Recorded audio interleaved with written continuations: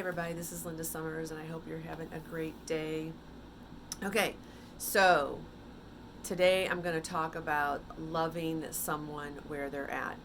And so, what inspired this video is I was having a conversation with someone, and that was really kind of the whole thing was in this conversation about a certain person, that they were really stressed out, depressed, all of this. And so what I was trying to impress upon her was you have to love people where they're at, and understanding their traumas, what we think is normal, maybe not normal to them, but understanding their traumas or whatever they went through, even if they didn't have a trauma, and you think, okay, well, I was there for them. I attended their, and I'm just throwing things out there. I attended their baseball games, their soccer games, or whatever, their musicals or dances and stuff like that. Yes, you can attend them, but are you present? Are you just being there just to be there? Right? So being present is really important.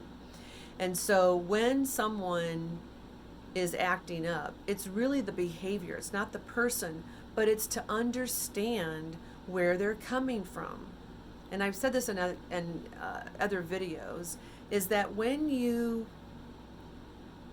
find out about the person, because whatever affected them and the effects that it had on them are how they're going to be today. And you don't know. I mean, as a child, we can conjure up all kinds of stuff. Even though our parents did one thing that wasn't intentional of what they were doing, that they thought they were doing the right thing, whatever that may be, and you have a whole completely different story, right? And so you conjure up a different story, and the parent's like, well, that's not at all how it really happened. That's not at all what I was doing when I was reprimanding you or grounding you or whatever the situation was, right?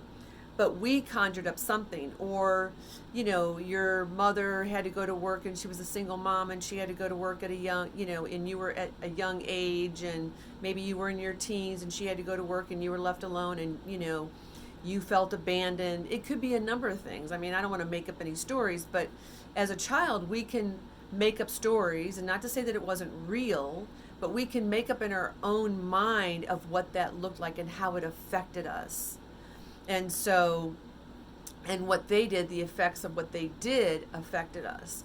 So I believe, and this is my belief, of that how we are today is based upon our upbringing and what happened as a child and how we viewed things around us, our environment, how we were being connected, interacting, and things like that. Unless you've done work along the way that you can shift your perspective on your situation and how it was as a child, right? And like I said, the reality is the reality of what we think is the reality, right? But really, it could be where this is a lesson for you to become stronger, to learn survival techniques. It could be we don't know what God puts us through, different circumstances and situations. So we can become stronger in other areas, and maybe it's something that you're going to be teaching somebody else. Maybe He's preparing you. Who knows? I don't know. But the whole basis of this video is to really love people where they're at. You can't love on condition. Oh, if they do this, then I'm gonna, I'll love them. But if they're like this and they do this, I'm not gonna love them. That I'm gonna block them, or I'm gonna not see them, or I'm gonna, whatever it is, right? That we decide to do.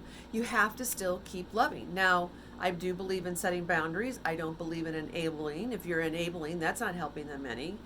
But at the same time, it's the understanding, and this is really hard for a lot of people, is to have the understanding of where they're coming, because from us looking at their life, right, not experiencing what they experience and how they felt as a child, we can have a whole complete different perspective, right? And then we want to project what we think is the right thing, and really, in essence, what they went through is nothing at all what we are projecting and what we think, because we don't know unless we ask that person,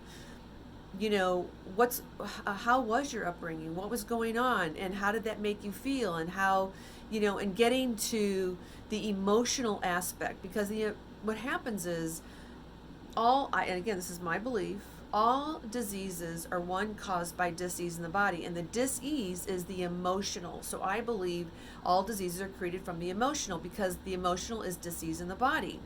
And so unless we deal with on that stuff on an emotional level, and I'm not talking about, diving deep and you're wallowing in it, it's recognizing where it came from and having the understanding of, oh, if my parents were never taught how to love, they're never gonna love you in the way that maybe that you think love is, that you want to be loved, because they were never taught that.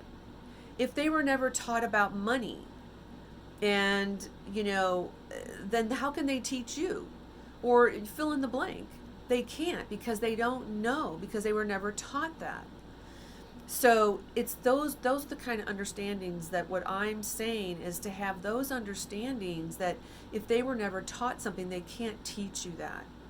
And so, but it's up to us to do the inside work, to get to know us, to understand those wounds, and look at those wounds and think, oh, where did that come from?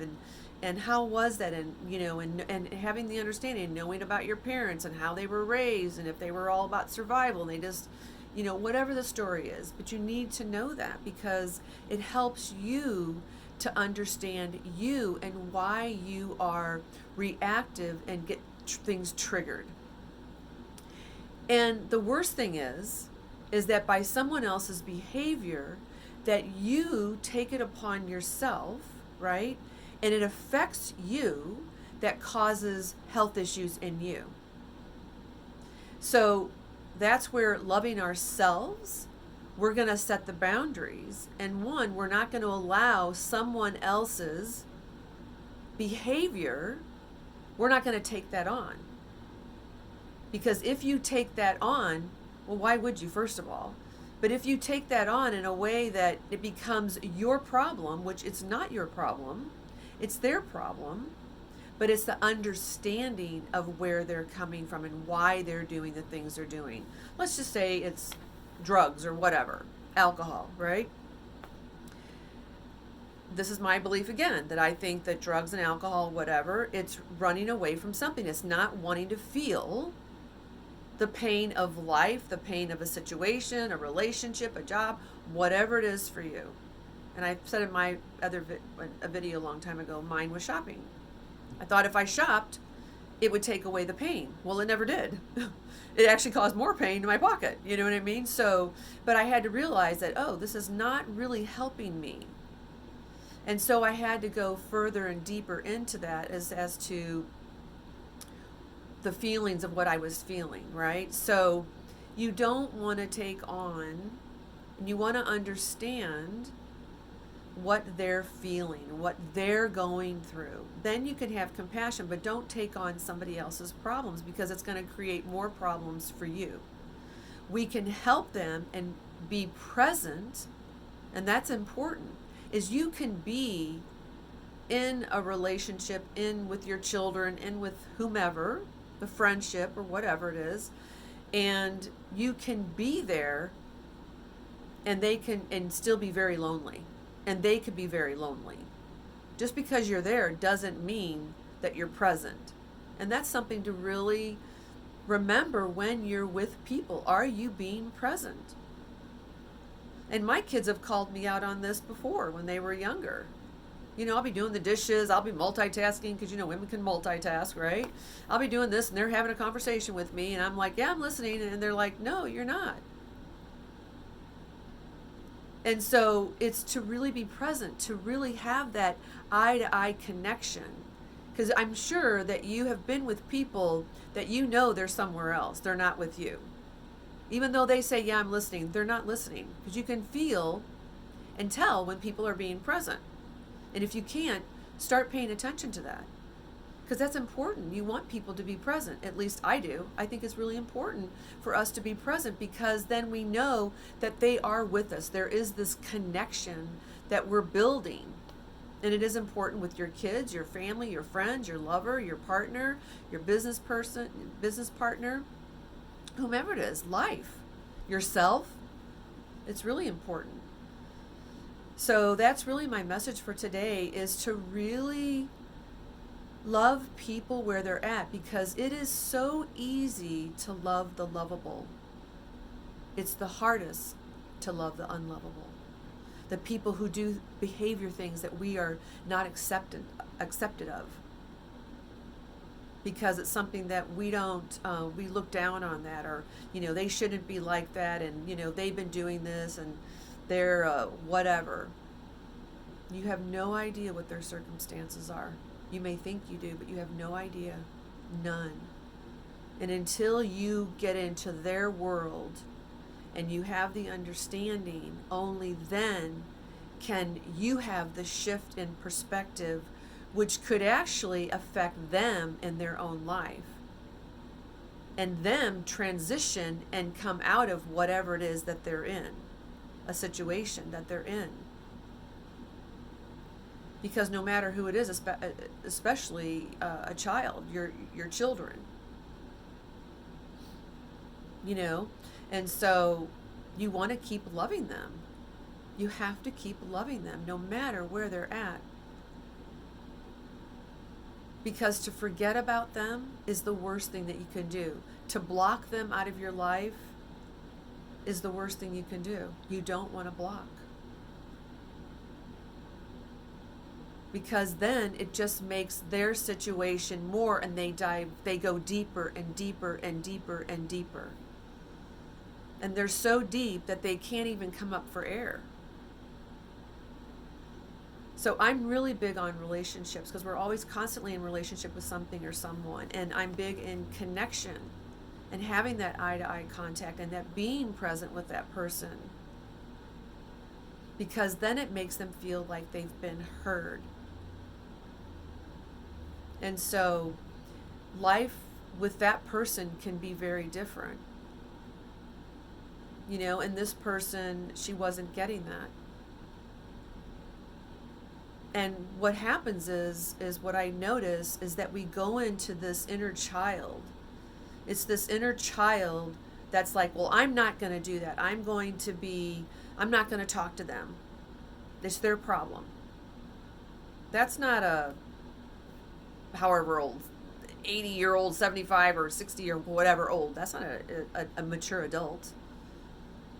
That's a child of some certain age. Maybe it's, an 18-year-old, a 20-year-old. You have to feel in, because you have an inner child that's going to react in life, in situations in your life. I can automatically tell when mine's coming out, whatever age. I can totally tell who it is and what age it is. We have that child that she rebels, and it's like, oh, I'm not going to do that. And it's like, whoa, wait a minute. That's not me as my mature self. That's my inner child. And I'm not going to let her run the show. There's no way. So, you don't want to do that, because then it's recognizing that inner child. And if you don't recognize that and you don't work on that, it really makes relationships in your life very difficult. So there's a lot of things I said in here to really love people where they're at. And loving the unlovable is the hardest thing to do. And you don't want to take on their problems, right? You want to set boundaries. You don't want to enable them, but you want to be very present with them. You want to understand them. You want to get to know them. Get to know your friends and understand your friends, your children, your husband, whomever you are close to. Get to know them. Get to understand them. Get to know what they're, passionate about, what they're fearful of, what how their childhood was. Inquire into them. Get to know them.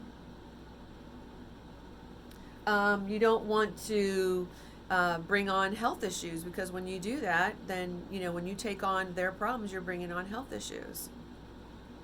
You want to pay attention to who's acting out here, who's being triggered, the inner child. Because as a mature adult, we don't act like that. You know, it's only these different ages. It could be a 5, it could be a 10, it could be a 16. You know, it could be a 20, a 25-year-old, it could be a 30-year-old, depending upon how old you are, that's acting out. But it's for us to pay attention, because it really does have that person go deeper into whatever they're diving, you know, just having them go deeper into this abyss, I guess you could call it. I don't know if I want to call it abyss, but deeper into their problems. And to shut them out, you don't want to shut them out.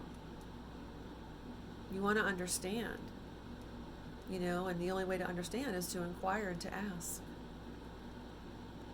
So that's my message for today, is to love people where they're at. Because we don't know. We can assume that their childhood was this, even though if you're a step-parent or a parent or whatever. You know, even with my own kids, I can have a perfect view of how, and I did an interview with them, you can find it on YouTube, of adults, a perspective from children as adults. I can't remember the exact title of it, but how I viewed their upbringing was not all what they thought it was.